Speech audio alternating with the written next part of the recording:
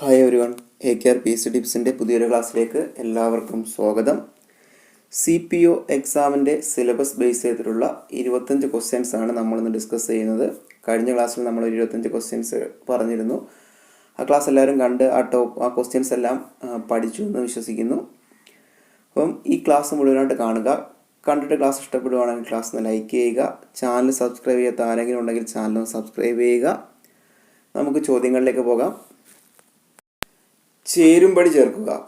ഇവിടെ ആദ്യത്തെ കോളത്തിൽ തന്നിരിക്കുന്നത് IPC സെക്ഷൻസും രണ്ടാമത്തെ കോളത്തിൽ അതിൻ്റെ ശിക്ഷാ നടപടികളുമാണ്. കറക്റ്റ് ആൻസർ ഓപ്ഷൻ എ ആണ്. ഓപ്ഷൻ എ ആണ് കറക്റ്റ് ആൻസർ.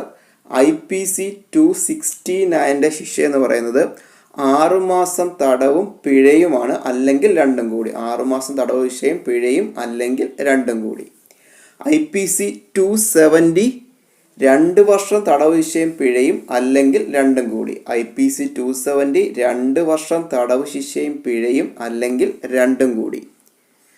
IPC 277 3 മാസം തടവ് ശിക്ഷയും 500 രൂപ പിഴയും അല്ലെങ്കിൽ രണ്ടും കൂടി.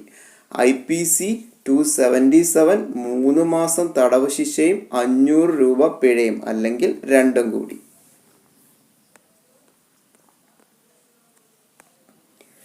IPC 314 ബന്ധപ്പെട്ട് തെറ്റായ പ്രസ്താവന ഏതാണ്?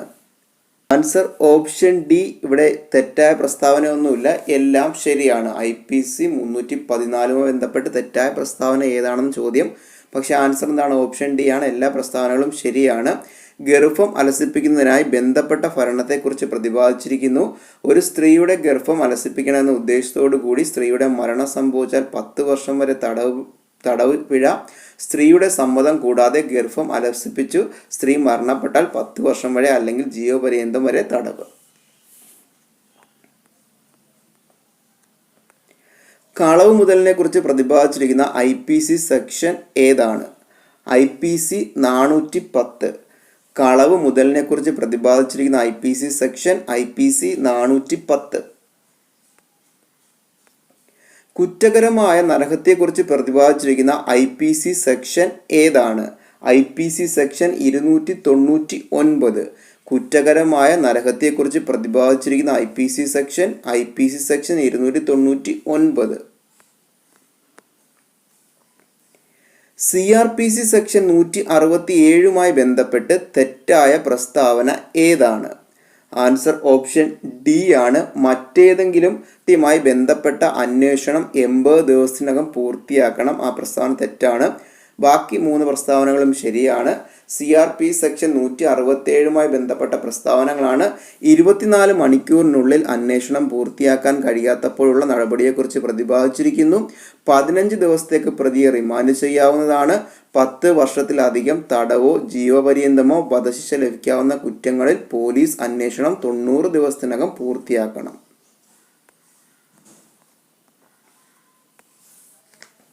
വാറണ്ട് എവിടെ നടപ്പിലാക്കണമെന്ന് പ്രതിപാദിച്ചിരിക്കുന്ന CRPC സെക്ഷൻ ഏതാണ്? CRPC section 77. വാറണ്ട് എവിടെ നടപ്പിലാക്കണമെന്ന് പ്രതിപാദിച്ചിരിക്കുന്ന CRPC സെക്ഷനാണ് CRPC സെക്ഷൻ 77. വാറണ്ട് കേസുമായി ബന്ധപ്പെട്ട് CRPC സെക്ഷൻ ഏതാണ്? CRPC section 2X. വാറണ്ട് കേസുമായി ബന്ധപ്പെട്ട CRPC സെക്ഷൻ ഏതാണ്? CRPC section 2X. Evidence act പ്രകാരം തെളിവുകളെ പ്രധാനമായും എത്രയായി തരംതിരിച്ചിരിക്കുന്നു? 9. എവിഡൻസ് ആക്ട് പ്രകാരം തെളിവുകളെ പ്രധാനമായും എത്രയായി തരംതിരിച്ചിരിക്കുന്നു? 9. എവിഡൻസ് ആക്ട് രൂപം കൊണ്ടപ്പോൾ ഉണ്ടായിരുന്ന വകുപ്പുകളുടെ എണ്ണം എത്രയാണ്? 167. എവിഡൻസ് ആക്ട് രൂപം കൊണ്ടപ്പോൾ ഉണ്ടായിരുന്ന വകുപ്പുകളുടെ എണ്ണം 167. പോലീസ് സേനയുടെ പൊതുവായ ഘടനയെക്കുറിച്ച് പ്രതിപാദിച്ചിരിക്കുന്ന കേരള പോലീസ് ആക്ടിലെ സെക്ഷൻ ഏതാണ്? Kerala police act 14. പോലീസ് സേനയുടെ പൊതുവായ ഘടനയെക്കുറിച്ച് പ്രതിപാദിച്ചിരിക്കുന്ന കേരള പോലീസ് ആക്ടിലെ സെക്ഷൻ കേരള പോലീസ് ആക്ട് 14. സ്വകാര്യ സ്ഥലങ്ങളിൽ പോലീസിനുള്ള പ്രവേശനത്തിനെ കുറിച്ച് പ്രതിപാദിച്ചിരിക്കുന്ന കേരള പോലീസ് ആക്ട് ഏതാണ്? Kerala police act 37. സ്വകാര്യ സ്ഥലങ്ങളിൽ പോലീസിനുള്ള പ്രവേശനത്തെക്കുറിച്ച് പ്രതിപാദിച്ചിരിക്കുന്ന police act Kerala police act 37. Kerala police act 2011 section 117 പ്രതിപാദിക്കുന്നത് എന്താണ്? പോലീസിന്റെ ചുമതലകളിൽ ഇടപെടുന്നതിനുള്ള ശിക്ഷ. കേരള പോലീസ് ആക്ട് 2011 സെക്ഷൻ 117 പ്രതിപാദിക്കുന്നത് പോലീസിന്റെ ചുമതലകളിൽ ഇടപെടുന്നതിനുള്ള ശിക്ഷ. നർക്കോട്ടിക്സ് കൺട്രോൾ ബ്യൂറോ സ്ഥാപിതമായ വർഷം 1986. നർക്കോട്ടിക്സ് കൺട്രോൾ ബ്യൂറോ സ്ഥാപിതമായ വർഷം 1986. NDPSലെ അധ്യായങ്ങളുടെ എണ്ണം എത്രയാണ്? 6.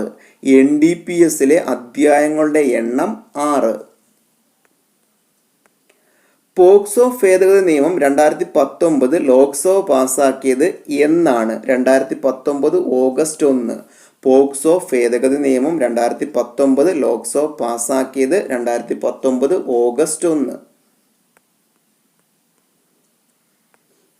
പോക്സോ ആക്ടിൽ മാധ്യമങ്ങൾക്കുള്ള നടപടിക്രമത്തെക്കുറിച്ച് പ്രതിപാദിക്കുന്ന സെക്ഷൻ ഏതാണ്?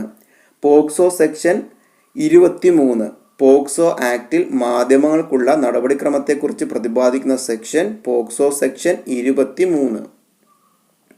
IT ആക്ട് 66D പ്രകാരമുള്ള ശിക്ഷ എന്താണ്? 3 വർഷം വരെ തടവും 1 ലക്ഷം രൂപ പിഴയും. IT ആക്ട് 66D പ്രകാരമുള്ള ശിക്ഷ 3 വർഷം വരെ തടവും 1 ലക്ഷം രൂപ പിഴയും. IT ആക്ട് പ്രകാരം 2 അതിലധികമോ ശിക്ഷകളുടെ കൂടിച്ചേരലിനെ കുറിച്ച് പ്രതിപാദിച്ചിരിക്കുന്ന വകുപ്പ് ഏതാണ്? IT act section 77. IT act പ്രകാരം 2 അതിലധികമോ ശിക്ഷകളുടെ കൂടിച്ചേരലിനെ കുറിച്ച് പ്രതിപാദിച്ചിരിക്കുന്ന വകുപ്പ് IT ആക്ട് സെക്ഷൻ 77. മൂന്നാം കക്ഷിയെ സംബന്ധിക്കുന്ന വിവരങ്ങളുടെ വെളിപ്പെടുത്തലിനെ കുറിച്ച് പ്രതിപാദിക്കുന്ന RTI ആക്ടിലെ സെക്ഷൻ ഏതാണ്? സെക്ഷൻ 11.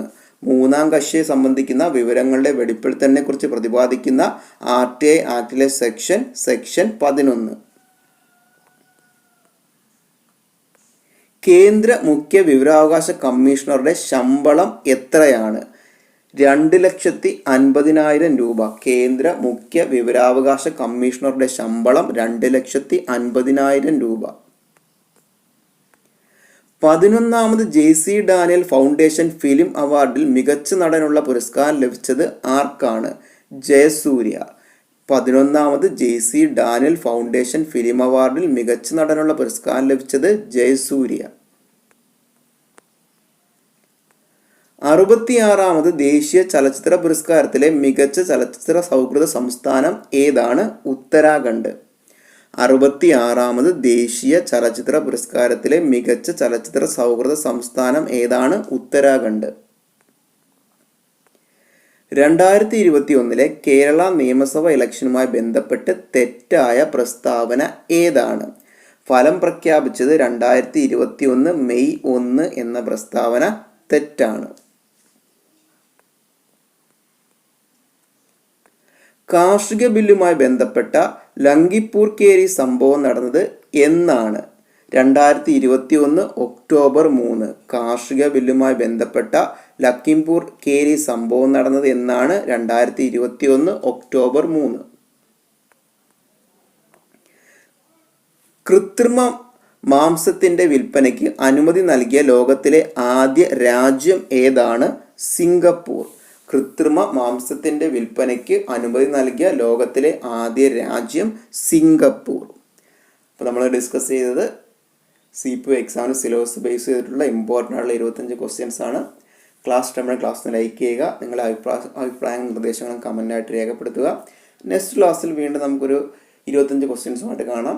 Okay, thank you.